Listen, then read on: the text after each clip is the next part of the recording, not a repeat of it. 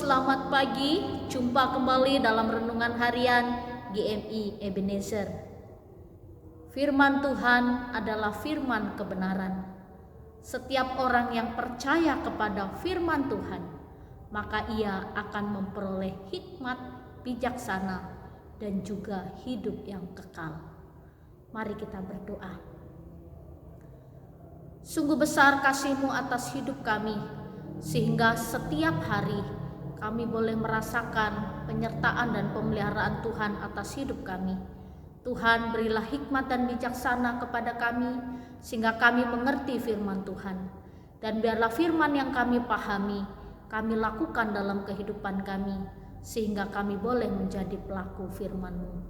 Tolonglah kami ya Bapa, karena pagi ini juga kami akan mendengarkan suara-Mu lewat firman-Mu.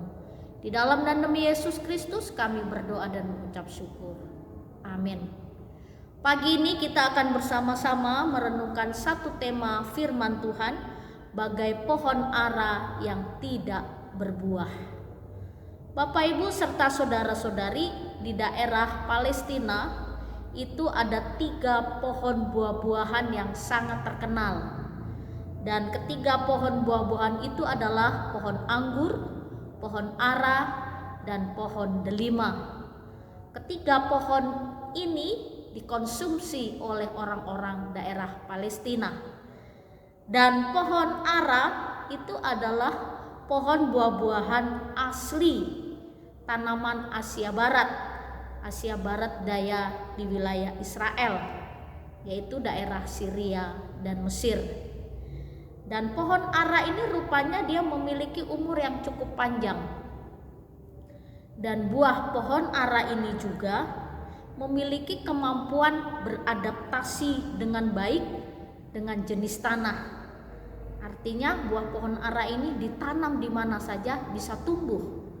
Di daerah bebatuan, di daerah pasir, di daerah tanah yang mungkin kurang subur, tapi buah ara bisa tumbuh.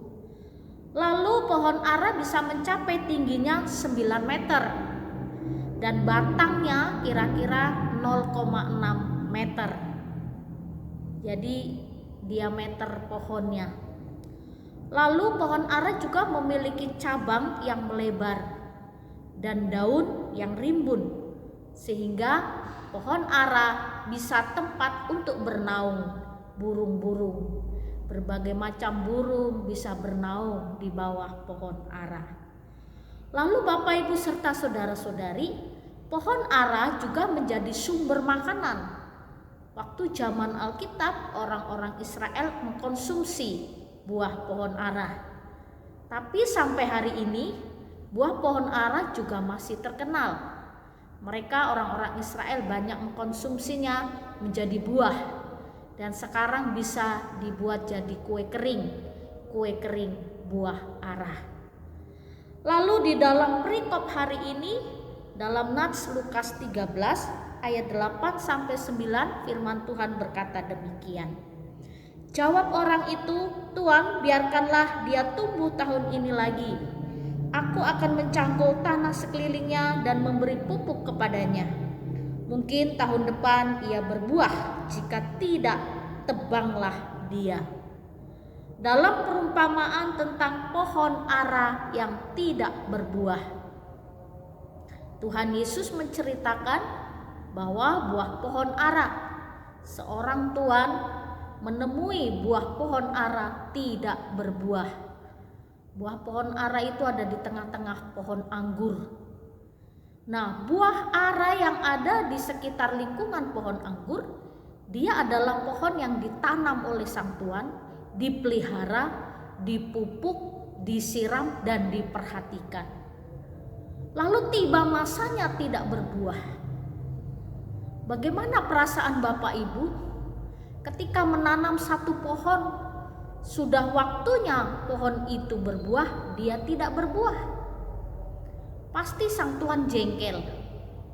Untuk apa dia hidup? Tebang saja, tidak ada gunanya. Karena kita tanam dia supaya kita bisa menikmati buah yang dia hasilkan.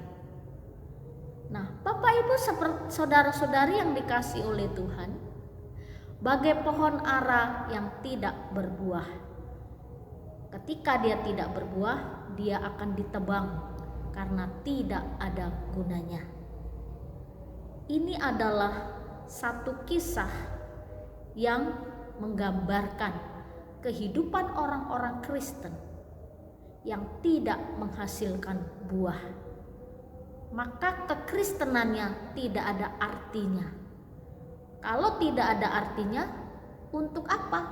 Tidak ada gunanya.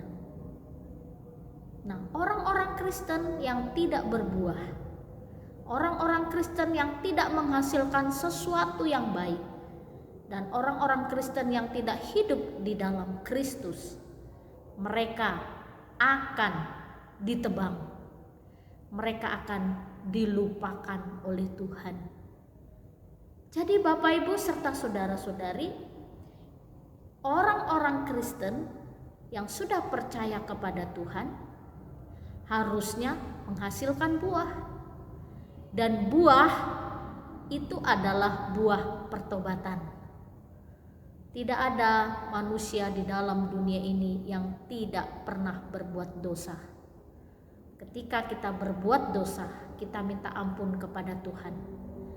Dan ketika kita hidup tidak berkenan kepada Tuhan, Tuhan memberi kesempatan kepada kita untuk berbuah. Seperti pohon ara tadi, sang tuan mau menebang.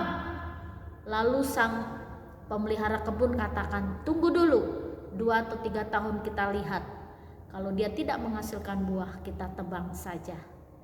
Masih diberi kesempatan. Nah, hidup kita juga adalah kesempatan.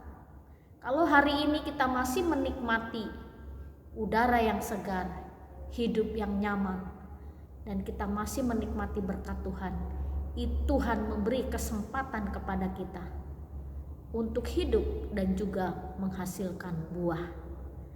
Bapak Ibu serta saudara-saudari, bagaikan pohon ara yang tidak berbuah. Jangan sampai kita dilupakan oleh Tuhan. Jangan sampai Tuhan tidak mengenal kita. Lalu di pintu surga kita diusir karena Tuhan tidak mengenal kita.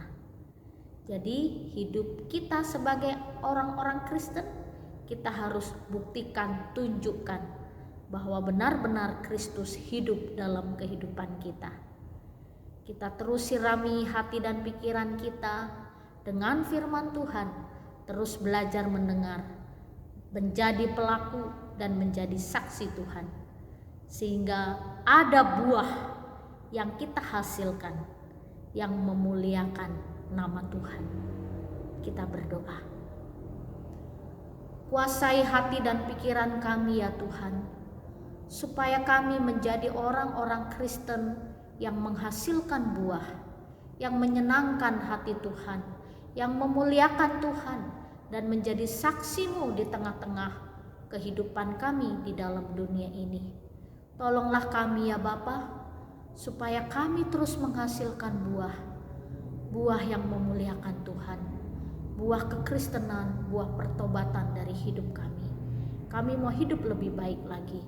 Tolonglah kami bersyukur untuk kesempatan yang Kau beri.